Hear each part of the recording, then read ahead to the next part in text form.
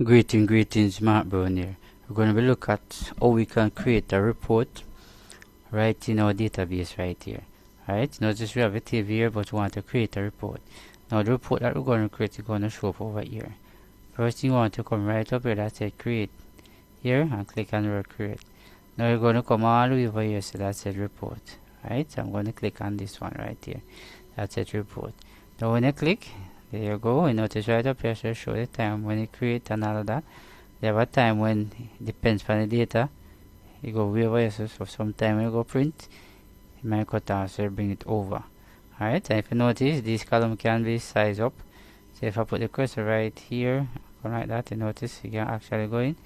If I click the cursor right here and come like this, you notice you can actually go just the same. So in order for you to save it, you can put the cursor, so right click and click on save right here. And notice it's a mark it. Then you can put the word report just like that. And when you finish, press save. You notice this is where it show up. So you want to close it, to come right at this X and close it. If you come right to side, double click, you notice this is report again. Alright, you come right here so and click it. So this is how you actually create a report right in your database. So thanks for watching. See you in the next video.